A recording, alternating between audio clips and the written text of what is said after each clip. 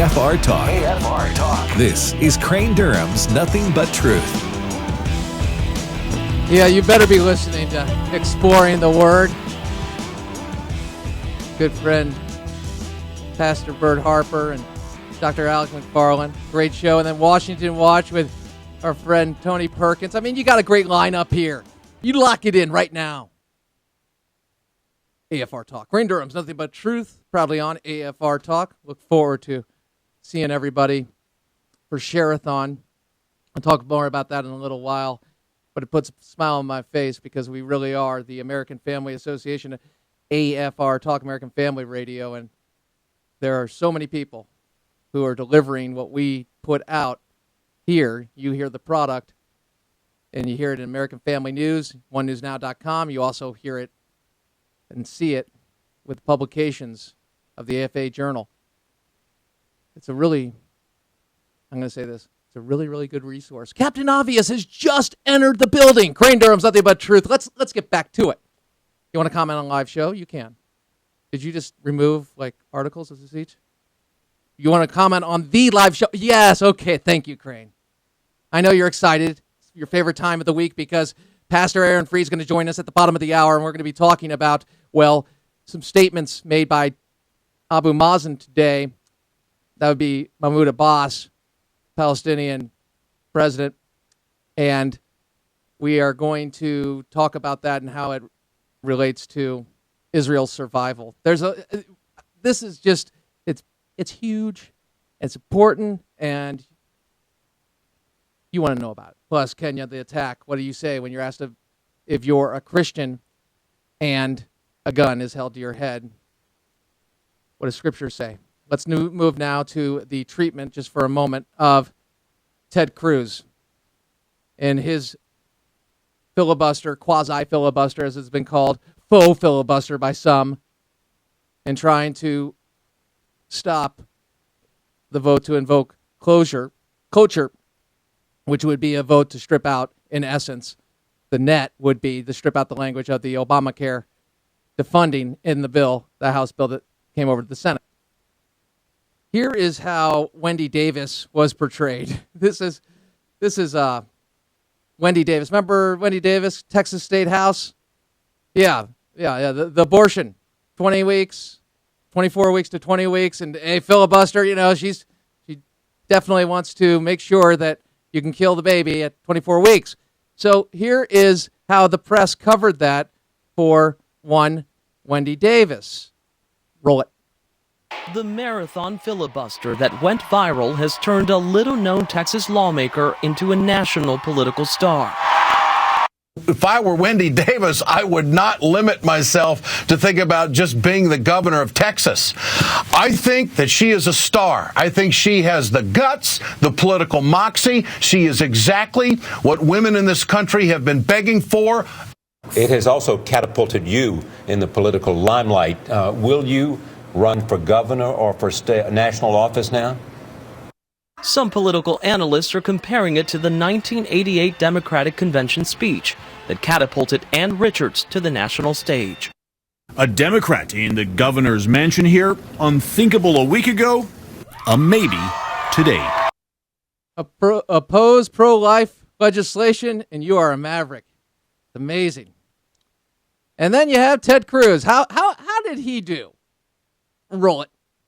That's not video, that's live with the U.S. economy on the line. All of this happening ahead of a Senate test vote today, in case you want to focus on something that actually matters. Doesn't it just park you into the deluded and ridiculous category? Dan, one question really. Amongst other things he may have been eating, can we include magic mushrooms? There is a recklessness to it. We have the shutdown coming. I know I said to you before, this is like Christmas in September for you, for the Democratic Party. But I have to say, is there a little shame to be put on the Democrats as well, to sit back and watch effectively this kid playing with matches? And the kid playing with matches is making a substantive case. They try to find the areas where in 21 hours you're going to talk about green eggs and ham or Darth Vader. But anything that relates to the truth about Medicare, the truth about Obamacare, kid playing with matches. But if you oppose pro-life legislation, you're a hero. Hey. we've got to make sure women can kill their babies. Bottom line, you assure that you're protecting women's health, not really because it hurts the woman and it kills the baby, and she may be a woman someday. Certainly, yeah. So, you killing the kid? Hurting the woman? Go. And I know that's offensive for many people who've had the view of being pro-life being, I guess you'd be pro-abortion, pro-choice. And you say, Crane, how could you think that? Because I'm looking at the reality. See, you got to look at the results of what it is. And as soon as you realize that it's not cosmic goo, that it is a life, when you realize that, you really either you respect life or you don't, and you want protection for life. That's the bottom line. Otherwise, you're rationalizing the killing of others based on their ability to protect themselves, be it in the womb or outside the womb, euthanasia. Let's go to our good friend, Pastor Aaron Fruh, a man that we are once again back at our normal half hour a week with. Pastor Aaron Fruh is the senior pastor at Knollwood Church in Mobile, Alabama. How you been, buddy? I'm doing well, Crane. How about you?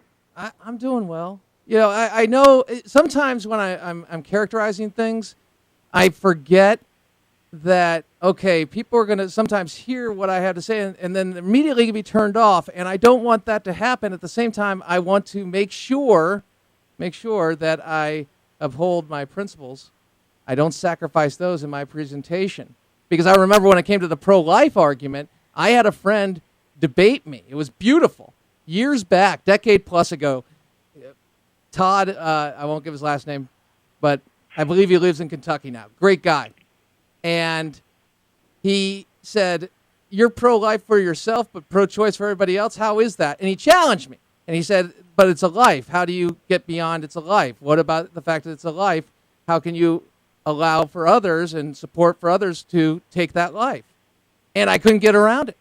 And then I heard people like Tony Snow and others talk about the exception. And I go, it doesn't make sense. I can't take a life because of how it was made. That doesn't make sense to me. And so I was challenged. And so when I hear people talking about this, I want you to know, if you have a problem with what I'm saying about life and it being a life and talking about that and you being pro-choice, I humbly submit to you that if it's a life, which it is, how can you make that decision not to protect it when you speak of protecting the woman? That's all. I had to get that off my chest, Aaron. Thank you. Anyway, now should we go to the segment that we planned and we're all over and you've studied for? You don't really have to study. You wrote a book on it, right? Israel, UN speech, President Obama. There was a speech by Mahmoud Abbas today, as you well know, and it wasn't encouraging either. But as we talk about what's happening right now, or excuse me, what happened yesterday, we keep hearing the idea of bringing people together. They just need to get along. And in order for that to happen, there needs to be respect, mutual respect, and a two-state solution. Here is the president bringing up this subject. Roll it. We are also determined to resolve a conflict that goes back even further than our differences with Iran, and that is the conflict between Palestinians and Israelis. I've made it clear that the United States will never compromise our commitment to Israel's security, nor our support for its existence as a Jewish state. Earlier this year in Jerusalem, I was inspired by young Israelis who stood up for the belief that peace was necessary, just, and possible. And I believe there's a growing recognition within Israel that the occupation of the West Bank is tearing at the democratic fabric of the Jewish state. Tearing at the fabric of the Jewish state. Now, educate us. What is the, quote, occupation of the West Bank, Aaron? Well, Crane, what this all goes back to is the belief by President Obama that if we go back to the 1967 borders, that we will have peace. And what this is prior to 1967, which was the Six-Day War. That's kind of like the dividing line that he keeps bringing up. So the great fallacy is that if we go back to that dividing line, pre-1967 borders, then we'll have peace. But the major question is, Crane, what happened prior to 1967? Well, of course, 67, we had the Six-Day War. Israel was attacked by her neighbors, and at that time, they did not occupy the West Bank, Jerusalem, or the Gaza Strip. That was all under Arab control. So was there peace prior to this war, Six-Day War, in 1967? And the answer is no. And so the fallacy is, if we go back to these 67 borders and give back these so-called occupied territories back to the Palestinians, then we will have peace. And that is one of the great fallacies of our time, because the PLO was established in 1964 when the entire West Bank, Gaza, and parts of Jerusalem were in the hands of the Palestinians. So the question is, why create the PLO in 1964 if there were no Jews in the West Bank or Gaza, these so-called occupied territories today? And keep in mind, Israel occupied those three territories, West Bank, Jerusalem, and Gaza Strip, because they were attacked in the Six-Day War. And so there was no occupation prior to 67. And so the Jews were attacked because in the Palestinian Charter, Article 15, it calls for the liquidation of the Zionist presence in Palestine. And so the Palestinians have a long history, Crane, of saying no to peace, of saying no to the self-determination of my people, the Jewish people, of saying no to the Jewish ancestral homeland. And so this is a fallacy that if we go back to these 67 borders and give this land back that the Jewish people gained by being mercilessly attacked in 1967, that we'll have peace. We didn't have peace prior to 67. We won't have peace in 2013 if we give this land back. Were they occupied by other countries like Jordan and Egypt before, during that time? Well, it was a mixture. The Jordanians, of course, had occupied Jerusalem. Mm-hmm. The Palestinians, the Jordanians.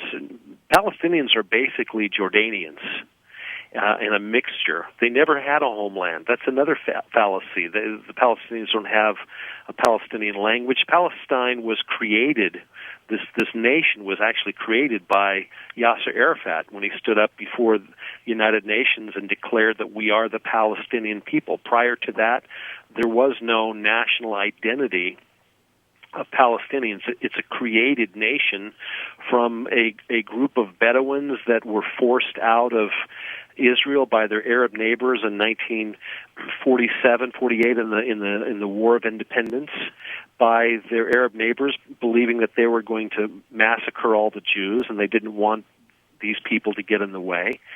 And so, again, if we go back to these 67 borders that President Obama is talking about, there wasn't peace prior to that, so why would we assume that there would be peace now? Because the objective of Palestinians is to drive Israel into the sea.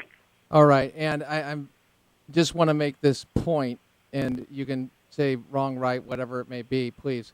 The fact is, the only time they had a problem with Israel, quote, occupying, was after they attacked Israel for existing, but before that they were They weren't sitting there going, "Hey, Egypt, Jordan, you're occupying us." There was a 20-year period, if I'm not mistaken, in between there. So it's interesting. It was only when the Jews were defending themselves and took the land back for self-defense purposes as a result of being attacked. That's what you're saying? Exactly, okay. And that's history. That's history. Prior to 67. The Jews didn't occupy that land, and there was no peace because the PLO was constantly, doing bombings and killing Jews, as many as they could, and that led up to the conflict in 1967, and the Jews won. and they took that land not because they were forcibly attacking Arabs, but because they were attacked, and so their landmass increased. And every time they're attacked, the Yom Kippur War, the Six-Day War, it seems that God delivers them and increases their landmass.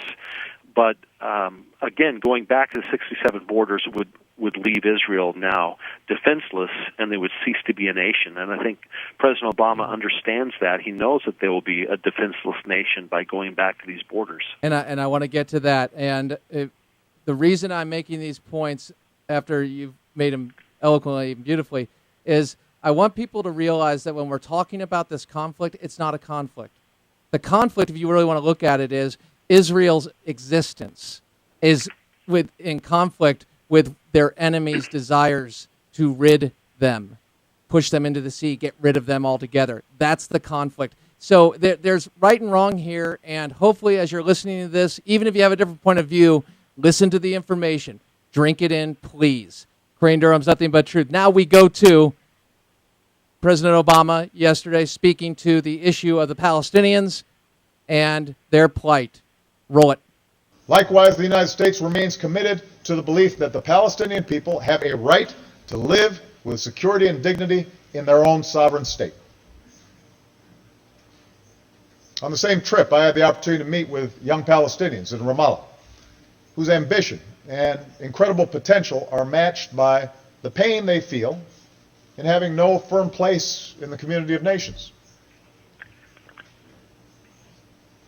They are understandably cynical that real progress will ever be made.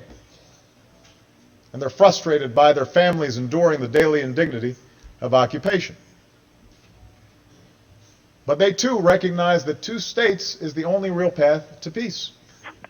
Because just as the Palestinian people must not be displaced, the state of Israel is here to stay. Aaron, what's wrong with a two-state solution? We'll bring it in, and that will balance the desires for security for Israel, and it will take away the oppression, quote unquote, of the Palestinian people that they are feeling. Well, Crane, again, all of this is kind of mystical speech, mystical idealism. There was a two-state solution all the way back in the early 1900s when the Balfour Declaration gave Israel 100% of the British Mandate land. And then in 1922, Churchill backtracked on giving the Jews that land. In 1937, the Peel Commission, the League of Nations, gave 96% of the British mandated land to the Arabs and 4% to the Jews. That was the two-state solution. 96% to the Arabs, 4% to the Jews. Did that solution work, the two-state solution? No. One side was called Transjordan. That was the state for the Arabs. The other small little piece of land, the sliver of land, was the state of Israel. And again, that did not work because 5 Arab nations attacked within a few days of Israel's statehood, and it was a war of extermination. So again, Crane, I don't see the pragmatics of trying to establish a state of Palestine that would somehow, that's our dream, that would bring peace to the region. My other concern in President Obama's speech is he referred to young people in Israel that are desirous of peace. And it seems to me that he's trying to create not an Arab Spring, but a Jewish Spring, because he knows from being in Israel, in Tel Aviv, there's probably 100,000, maybe more. The old days in New York, Crane, the Soho district or the Tribeca district or the Greenwich Village, there'll be bohemians. They were the artists and the musicians and the literary scholars that got together to philosophize about politics and whatnot. And so in Tel Aviv, there's a huge group of young people that are Sabras, which are native-born Israelis, and they have this mystical ideal that let's just give up the Golan Heights and we'll have peace. Let's give up the West Bank and we'll all have peace. And I've been there to Tel Aviv. My family, they're like the Bohemians. And I've been in condominiums where there's 10, 15 Israelis smoking cigarettes and talking about, and again, these are atheistic people talking about peace, and I ask them questions like, do you really firmly believe that giving up the Golan Heights will produce peace? And these people firmly believe this. They're very anti-Bibi Netanyahu. Did you ask him, pardon me, did you ask him for a drug test? No. Sorry, I mean, no, but, I think we'd have a little. Okay, go ahead. I mean, bottom line, I get where you're going. Go ahead, please. Yeah, but so President Obama knows that there's a large population, especially in Tel Aviv. There's 3 or 4 major population centers in Israel. Jerusalem's very conservative, very pro, state of Israel. Up in Haifa, it's an industrial area, very pro. Let's keep our borders, protect our borders. Right. But in Tel Aviv, it's the artistic crowd. So he's trying to galvanize that crowd. He's trying to galvanize that. I was in Israel, and I met with young people, and it's an underhanded message to rise up against your government. And so that's what's very concerning to me. And there's protests all the time in Tel Aviv. There'll be 50,000 people out protesting Bibi Netanyahu. So I don't agree with that group of people, but I'm very much of a Zionist. And I got to tell you, we're going to break away for a moment when we come back, because that is huge. What you just outlined, and I didn't see it until you said it, which happens a lot, Aaron, by the way. We love you, man. Here's the thing. When we come back, we're going to take a good look at how President Obama views the Arab Spring, so-called. Remember, he embraced and has embraced the Muslim Brotherhood, and what he speaks to when it comes to Iran. Plus, Kenya, Nairobi, Kenya, the mall attack. What does Scripture say when you are asked if you're a Christian and the penalty right then and there is death? And then we have the prayer for those to come to Christ. So we'll get it all in. I promise. We'll have to talk really fast, but we'll get it done. Crane Durham's Nothing But Truth. AFR Talk.